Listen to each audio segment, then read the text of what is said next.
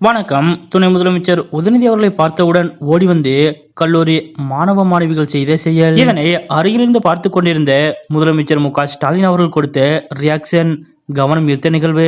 இதை பத்தின முழு விவரத்தோட இப்ப நம்ம பார்க்கலாம். தமிழ்நாட்டின் துணை முதலமைச்சராக உதயநிதி அவர்கள் பொறுப்பேற்றதிலிருந்து சற்றும் ஓய்வில்லாமல் சுற்றிச்சுழன்று பணியாற்றி வருகிறார். மேலும் முதலமைச்சர் மு.க.ஸ்டாலின் அவர்கள் இடத்திலிருந்து பல்வேறு பணிகளை துணை முதலமைச்சர் உதயநிதி அவர்கள் தான் கவனித்துக் கொண்டார். இப்படிப்பட்ட நிலையில் கடந்த வாரம் பெஞ்சல் புயல் காரணமாக மக்களின் இயல்பு வாழ்க்கை வெகுவாக பாதிக்கப்பட்ட போது முதலமைச்சர் மு.க.ஸ்டாலின் அவர்கள் ஒருபுறமும் துணை முதலமைச்சர் உதயநிதி அவர்கள் ஒருபுறமும் என சற்றும் ஓய்வில்லாமல் களத்தில் இறங்கி வேலை பார்த்தனர். இருப்பினும் முதலமைச்சர் மு.க.ஸ்டாலின் அவர்களும் துணை முதலமைச்சர் உதயநிதி அவர்களும் ஒரே நேரத்தில் ஒரே இடத்தில் வந்து ஆய்வு பணி செய்யவில்லை. இந்த நிலையில் இன்றைய தினம் முதலமைச்சர் மு.க.ஸ்டாலின் அவர்களும் துணை முதலமைச்சர் உதயநிதி அவர்களும் ஒன்றாக ஒரே வாகனத்தில் வந்து ஒரே பொது நிகழ்ச்சியில் கலந்து கொண்டது அனைவரது கவனத்தையும் ஈர்த்தது. அதாவது சென்னை மாநில கல்லூரியில் வெவ்வேறு ஊர்களில் இருந்து வந்து பயிலும் 300க்கும் மேற்பட்ட சிறப்பு மாணவ மாணவியர்களின் நலன் கருதி நவீன விடுதி வசதி ஏற்படுத்தி தரப்படும் என்று முதலமைச்சர் மு.க.ஸ்டாலின் அவர்கள் கடந்த 2022 ஜூலை மாதம் அறிவித்தார். அதன்படி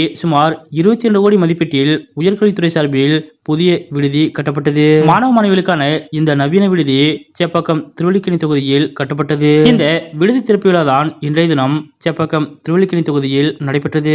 இதில் முதலமைச்சர் மு.க.ஸ்டாலின் அவர்கள் கலந்து கொண்டு இந்த நவீன விடுதியை திறந்து வைத்தார். அந்த வகையில் தான் சேப்பாக்கம் திருவல்லிக்கேணி தொகுதியின் எம்எல்ஏ என்ற முறையில் துணை முதலமைச்சர் உதயநிதி அவர்களும் இந்த நிகழ்ச்சியில் கலந்து கொண்டார். நீண்ட நாட்களுக்கு பிறகு துணை முதலமைச்சர் உதயநிதி அவர்களும் முதலமைச்சர் மு.க.ஸ்டாலின் அவர்களும் ஒரே பொது நிகழ்ச்சியில் ஒன்றாக கலந்து கொண்டது அனைவரது கவனத்தையும் ஈர்த்தது. அத்துடன் இந்த நிகழ்ச்சியில் நடந்த ஒரு நிகழ்வும் சுவாரஸ்யத்தை ஏற்படுத்தும் வகையில் அமைந்தது. அதாவது மாணவ மாணவிகளுக்கான இந்த தங்கும் விடுதியை திறந்து வைத்த முதலமைச்சர் மு.க.ஸ்டாலின் அவர்கள் அதனைத் தொடர்ந்து அந்த விடுதியில் உள்ள ஒவ்வொரு தங்கும் அறைகள், ஸ்டடி ஹால், கேன்டீன், கழிவறைகள், லிப்ட் வசதி, நடைமுறை போன்ற அம்சங்களை பார்வையிட்டு ஆய்வு செய்தார். அப்போது அங்கிருந்த சில மாணவிகள் ஓடி வந்து முதலமைச்சர் மு.க.ஸ்டாலின் அவர்களுக்கு பூங்கொத்து கொடுத்து தங்களது நன்றியை தெரிவித்துக் கொண்டனர். பின்னர் முதலமைச்சர் மு.க.ஸ்டாலின் அவர்களுக்கு பின்னால் வந்து கொண்டிருந்த துணை முதலமைச்சர் உதயநிதி அவர்களை பார்த்தவுடன் சட்டென அங்கிருந்த மாணவ மாணவிகள் ஓடி சென்று துணை முதலமைச்சர் உதயநிதி அவர்களுக்கு சிரித்த முகத்துடன் கை கொடுத்தனர். குறிப்பாக அங்கிருந்த மாணவர்களும் மாணவிகளும்